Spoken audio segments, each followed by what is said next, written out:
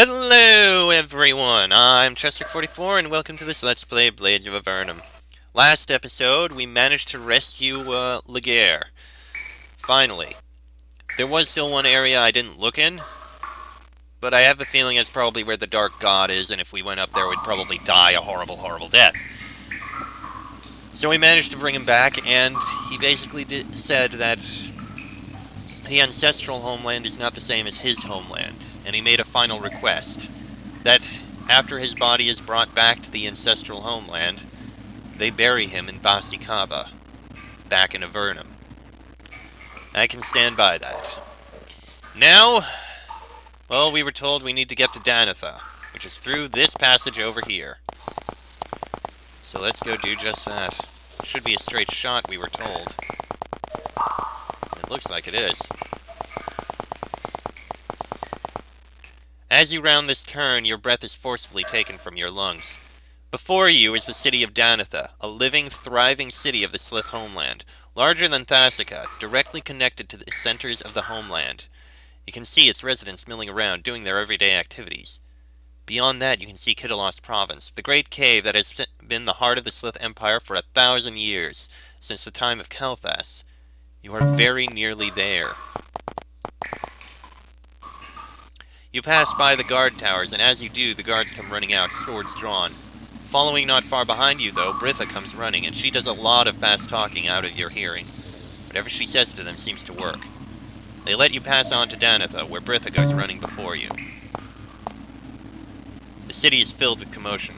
Just before the wall, you are greeted by guards who tell you that the Lord of Danitha is waiting for your presence. That is quite a city. You enter Danitha, dwarfed by the massive walls and towering statues. The only entrance through the walls from this side is blocked by enormous magical barriers, virtually impenetrable without the most powerful magic. At the direction of Britha, who stands on the other side, the barriers are lowered. You are allowed in. Oh, shit! That was a cutscene I didn't realize. Britha briskly leads you through Danitha. Onlookers gawk at you, for they have not seen friendly Sliths from the north in many years. They also gawk at you because they have never seen humans before, and Nephils look odd to them too. Danitha is not unlike Vastalis or Thasica or Manikos, except that those cities have been destroyed or drained of life and culture, while this city remains connected to the veins of civilization that run through Kittilos. You can see the wear on the walls and the holes in the roads, the strewn stones and the tension in the faces of people living with the notion that each day might bring the barbarian attack that will end this town. But you also see strength and vitality. After not long, you arrive in the city lord's throne room. My lord, they come from Avernum. Avernum! You have a sudden feeling of déjà vu. Britha and the Lord of Danitha have almost the same conversation as Ithic and the Lord of Vastalis did at the end of your journey through Basikava. Britha explains where Avernum is and how you have come here. But this time something is different. The exiles! The children of this have returned! The Lord of Danitha considers this for a long moment. He looks and turns horrified and grim. Finally, he speaks one word. No! At that one monosyllable, Britha steps back, aghast. What do you mean, no? I mean no! The exiles cannot return. Now we face difficult times, and we cannot take in refugees. Britha begins to speak again, but before she can even finish a single word, she is cut off, reminded by an advisor that the Lord's word is final. She relents, backing away. She leads you away from the throne room, and guards escort you back to the bridge out of Danitha. She does not speak a word until the guards are out of earshot. That insufferable bastard! He knows that you are not refugees. He knows that he lies. Danitha would suffer no harm from receiving you.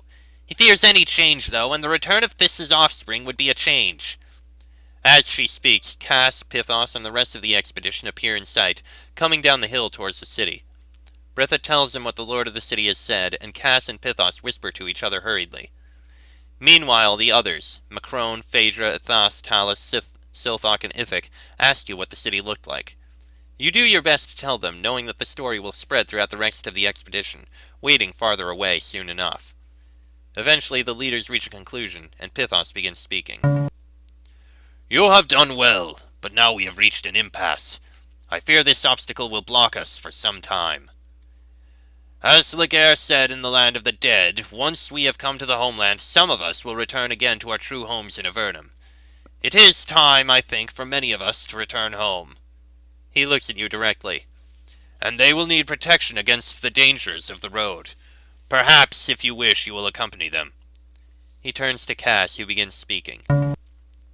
And some of us will stay here to convince this lord to let us enter Kitalos. He, too, looks directly at you.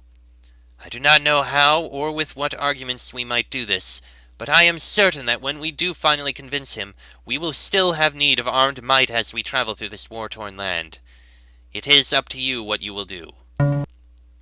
Whatever your choice, though, the journey is not over, but it has reached a pause. Pithos's expression changes unreadably. It is as though he has had a strange thought. Let us give thanks, then, to the goddess! Pithos begins speaking the words of prayer, and you realize that he is right. You have reached a civilization in the middle of the Slith homeland, the living, breathing empire from which the Avernite Sliths were expelled long ago. You have come to it. However, Kitalos is not at peace. Barbarian invasions and civil war rack the land, as Britha details to the expedition not long after this. The Emperor is weak and terribly corrupt, and each local lord is frightened for his own power. Worship of the old gods, too, has vanished, replaced with a new cult of a single god, one unknown to the ancients, and this has created tension as well. And the one great evil committed by Hathnazriak remains not undone. The Venatai still sleep in their crystal pillars, guarded by the Sliths who no longer remember what they are. Someday, perhaps, these wrongs may be righted, but now other things await. You may either stay here with the expedition, attempting to change the Lord's mind, or return to Avernum. Whatever you do, you will always remember the Exodus and the sacrifice of the prophet of the goddess, Laguerre. The end. And that is the end of Exodus. It looks like that was actually part 2 of the 3-part series. And in fact, I was told by Calandon that there is a third part of this, Homeland, that never got released. Which is a bit of a pity. I am very curious to see what the third part of this story is. But anyway, before I get on to that, about this one. Calandon has been watching this whole series and giving comments, as have a few other people over on the forums, giving their own comments and what they think about how I play. And they have said things along the lines of, what the hell is wrong with you, you don't know how to play, that kind of stuff. Criticizing me on my playstyle and what I expected and stuff like that. That I was expecting a more one-directional kind of thing, with simple kinds of straight-up combat, as opposed to the kind of combat I was in. And I kept missing hidden passages over and over again. And indeed, there were a lot of spells that I missed out on. Hell, there were 2 spells that I never even found anywhere. Fire Field and Major Heal. Not that I ever would have used Fire Field. There were several fields I never used. I did find a lot, but there were a lot that I missed. And a lot of artifacts, too, that I was told I missed. Maybe I don't think that you should hide those things under every single hidden passage. Maybe I just have a different thought process. And indeed, someone said that my thought process wasn't wrong. The way I play isn't wrong. It just didn't match this particular type of story that well, or this particular type of scenario that well. I believe their words were something along the lines of, I prefer the more straightforward where things are shown in that way, as opposed to the very complex and very difficult manners that they have everything go about here. And I admit there were several areas that did frustrate me immensely. They were very clearly and very obviously made for those who are built around the very hard kinds of fights. In both this and the previous section.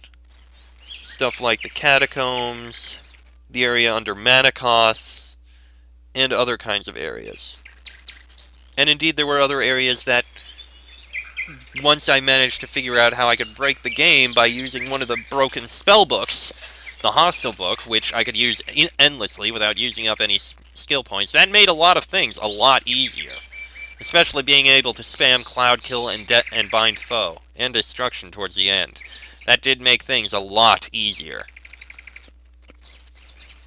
Not how it was intended to be played, I admit, but it made things easier and it helped me get through and see the thing that I really play these games for. And that's not the gameplay, but the story. That's what I tend to care about. And frustrating as the gameplay was, this story has been fascinating and very interesting. That's what has kept me going through it, even at points where I would have given up because of the frustration. This story has been the high point of this. And despite all my frustrations with the gameplay and what I dislike about it, and any bugs that have shown up and any problems there, that is what I actually love about it. I admit it, I love the story here. And like I said earlier, Calandon did say that there is a third part, Homeland, but it has not been released. And that kind of depresses me. I want to see that third scenario. I want to see Homeland. It's pretty clear what it would be. The goal of Homeland would be... Well, the goal of the past two were effectively get to the Homeland. Well, we're at the Homeland. We've achieved that, but not quite. The Sliths of Avernum can't go into it. So I'm pretty sure what would happen is, at the start of Homeland, they might either convince the Lord of Danitha to allow us into the city but no further. He probably would be stubborn and not allow us any further. At best. At worst, he'd still say, no, you can't go in, but he might allow us in. Our party, so that we can go in and try to straighten things out and save Kittilos province. Stop the barbarians, probably encounter and try and do something about the fact that the worship of all the old gods has stopped and gone unto one god, which leaves questions, and deal with the corruption in the leadership. That would be fascinating. It would be a completely different story, in fact.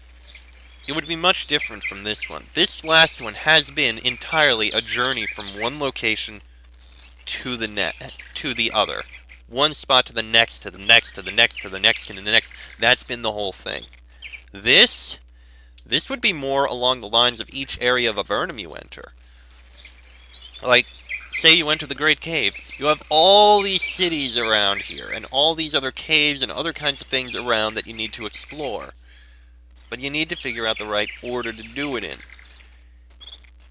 And it would be a very different story.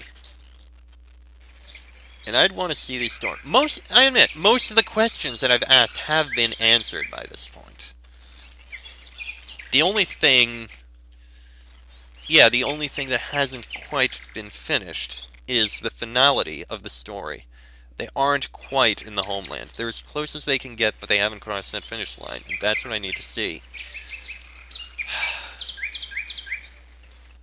I do want to play Homeland. I'd very much like to.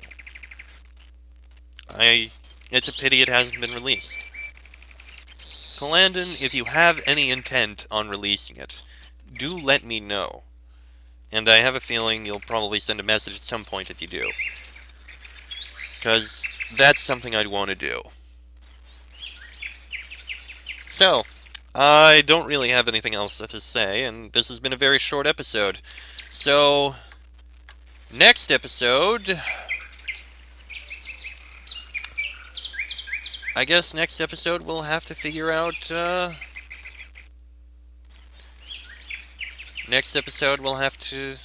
which scenario we're going to do next. There were 2 other scenarios, I believe, that Calandon had made.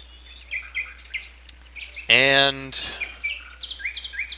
I'm going to go through them. They were marked as any, for the level requirement, and I believe that meant you could go in with a basic party. I think I think the readmes had said that they expected certain types of party groups. Like, you'd expect, like, one would be a grumpy slith, one would be a cocky mage, that kind of stuff. I think that was one of them. But either way, I think it also said that it didn't matter what levels you'd go in on, so I think I'll probably go in with the base level 1 party that I have saved. I'm going to save this party on the side, just to make sure that I have this party in case I get Homeland. In case Homeland is completed. But checking out these next stories will be in the next episode. So, until then, I'm Tressor44. That is Fox, Sheik, Bonnie, and Draco. This has been a Blades of Avernum Let's Play, and I shall see you all next time.